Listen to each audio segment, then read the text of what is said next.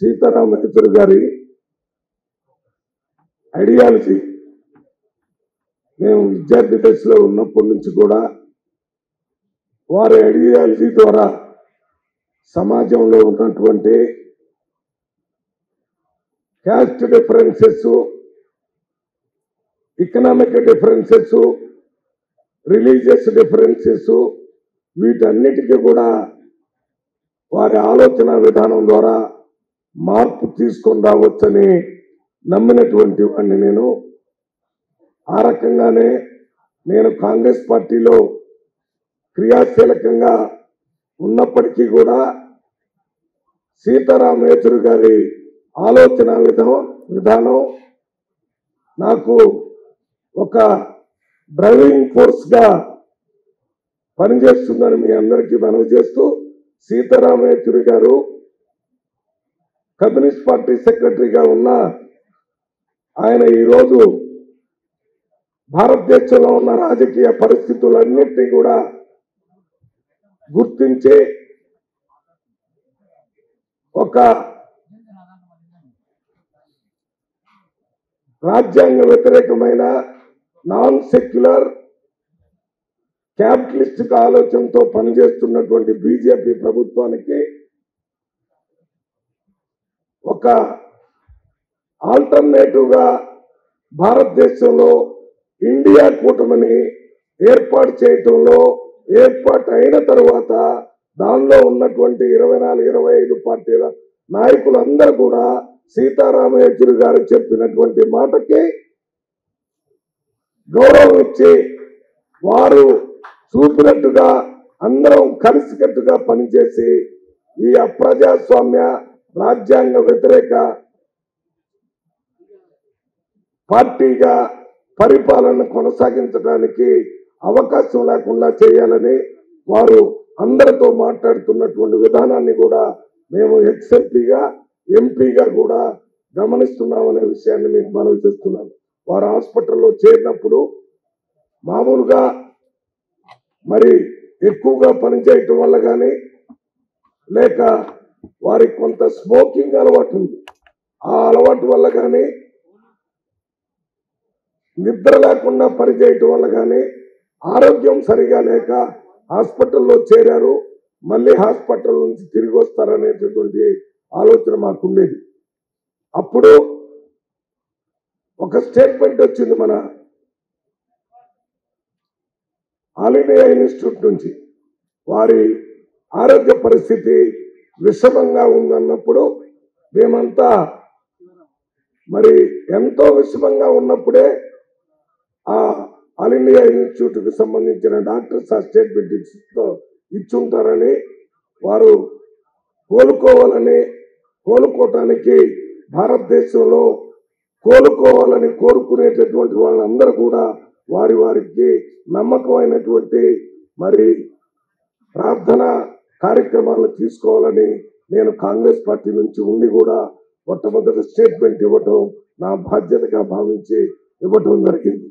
అంతేకాకుండా వారు చనిపోయిన పరిస్థితి కూడా ఇవాళ భారతదేశంలో ఉన్న రాజకీయ పరిస్థితులను చక్కబెట్టవలసిన నాయకుడుగా పేరు తెచ్చుకున్నటువంటి నాయకుడు చనిపోవటం ఒక్క సిపిఎం పార్టీకి, సిపిఐ పార్టీకి లేక ఇతర కమ్యూనిస్ట్ పార్టీలకే కాదు, లౌకిక ప్రజాస్వామ్య సోషలిస్టిక్ పరిపాలన కోరుకునేటటువంటి వారందరికీ కూడా వారు చనిపోవటం తీరన లోటుగా భావిస్తున్నాం.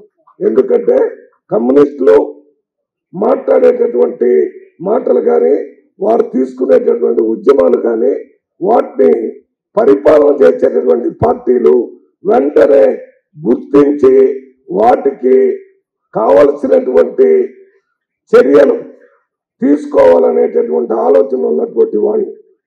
ఏ రకంగా అయితే కోడి పుంజు కోడి కూసినట్టయితే 2 జాముల్లో తెల్లారుతుంది అని మన ప్రజలందరికీ తెలిసినట్టుగా కమ్యూనిస్ట్ పార్టీలో ఒక సమస్యని ప్రభుత్వం దృష్టికి కానీ ప్రజా ఉద్యమాల ద్వారా కానీ తీసుకొని వస్తే ఆ సమస్య తప్పనిసరిగా పరిపాలన చేస్తున్నటువంటి పార్టీలు పరిష్కారం చేయాల్సిన అవసరం ఉందని పరిపాలకులు గుర్తిస్తే ఆ రకంగా కమ్యూనిస్టులు టార్చ్ బేరర్స్ లాగా ఈ దేశంలో మార్పు తీసుకుని రావాలని సొంత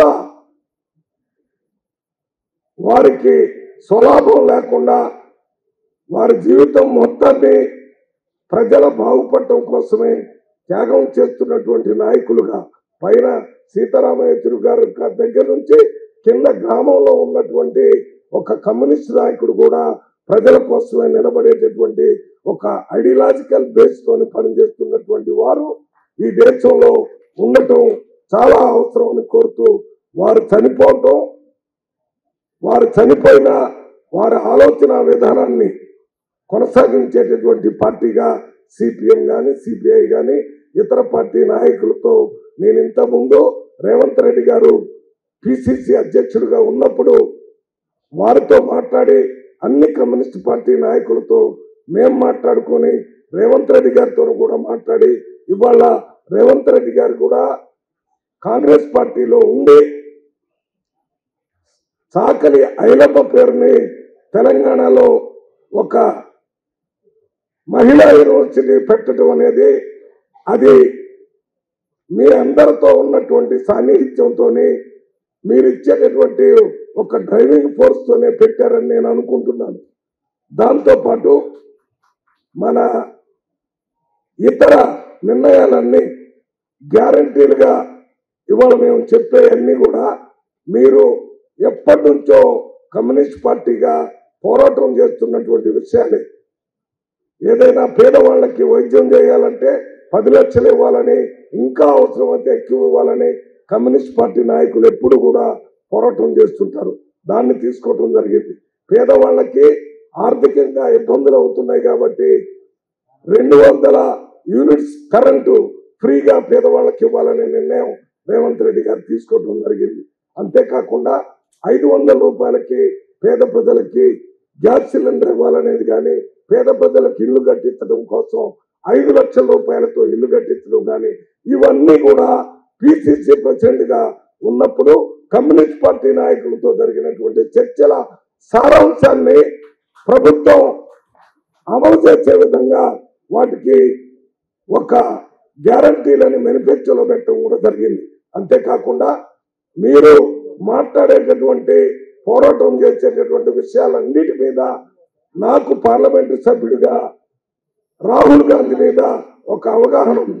రాహుల్ గాంధీ గారు కూడా మరి కమ్యూనిస్ట్ సిద్ధాంతాన్ని క్షుణ్ణంగా అర్థం చేసుకోవటం, దాని తర్వాత దాన్ని ఆచరణలో తీసుకొని రావడానికి వారు కాంగ్రెస్ పార్టీ నాయకులందరికీ కూడా దిశానిర్దేశం చేస్తున్నారనే విషయాన్ని మీ ముందు తెలియజేస్తూ, మరి ఏచూరు గారితో ఎప్పుడంటే అప్పుడు ఏదైనా క్లిష్టమైన సమస్య వచ్చినప్పుడు రాహుల్ గాంధీ గారు వారితో మాట్లాడి ఆ సమస్య పరిష్కారం చేసుకోవడానికి కావలసినటువంటి అనేక సందర్భాలు ఉన్నాయి. అందువల్ల ఇవాళ ఈ జమిలి ఎన్నికలని చెప్తున్నటువంటి బీజేపీ ప్రభుత్వం దాన్ని మొట్టమొదటి ఖండించినటువంటి వ్యక్తి సీతారామయ్య గారు, తర్వాత రాహుల్ గాంధీ గారు, తర్వాత మా పార్టీలో ఉన్నటువంటి నాయకులందరూ, అదే కాకుండా ఇండియా కూటమికి సంబంధించిన వాళ్ళందరూ కూడా వ్యతిరేకిస్తున్నాము. ఒకే దేశం ఒకే ఎన్నికలను పెడితే ఆర్థిక భారం వస్తుంది కాబట్టి ఆ రకంగా చేయాలని చెప్పేదాన్ని మేము తీవ్రంగా వ్యతిరేకిస్తున్నాం.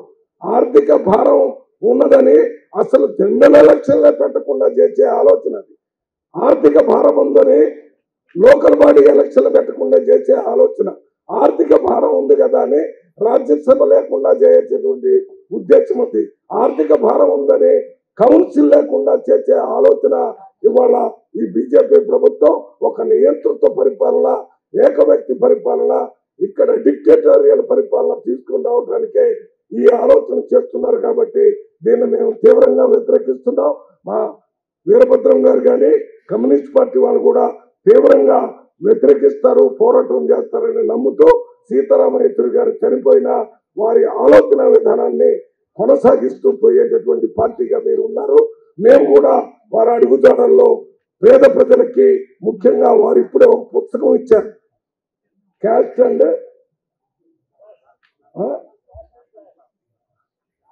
క్యాస్ట్ అండ్ క్లాస్ అంటే కులము, క్లాస్ అంటే ఉన్నవాళ్ళు లేనివాళ్ళు అనేటటువంటి ఈ వీళ్ళిద్దరి మధ్యలో ఉన్న తేడాల గురించి చాలా చక్కగా రాశారు. మేము చూసాము. ఈ క్యాస్ట్ ఏదో ప్రీ ఫ్యూడల్ వ్యవస్థకి, క్యాపిటలిస్ట్ వ్యవస్థకి క్యాస్ట్ ఏర్పడింది. దాని తర్వాత జరిగిన ఉద్యమాలన్నింటిలో కూడా, ఈవెన్ స్వతంత్ర పోరాటంలో కూడా ఈ క్యాస్ట్ తీసేయాలనే పోరాటం సరిగా జరగలేదనేటటువంటి స్పష్టంగా చెప్పారు. ఇప్పటికీ దాని ప్రభావంతో దేశంలో అభివృద్ధి లేక ప్రజల్లో ఒక సమన్వయం లేకుండా పోతుందనే విషయం మీద స్పష్టత ఇచ్చినటువంటి గొప్ప సీతారామయ్య గారి నాయకుడిని మనవి చేస్తూ, వీటన్నిటినీ కొనసాగించడానికి మేము ఏ పార్టీలో ఉన్నా వారి ఆలోచన విధానాన్ని కొనసాగించడానికి నిరంతరం కృషి చేస్తామని మీ అందరికీ మనవి చేస్తూ నేను సెలవు తీసుకుంటున్నాను. నాకు మాట్లాడే అవకాశం ఇచ్చినటువంటి సభాధ్యక్షులు వీరభద్రం గారికి ప్రత్యేకంగా కృతజ్ఞతలు తెలియజేస్తున్నాను.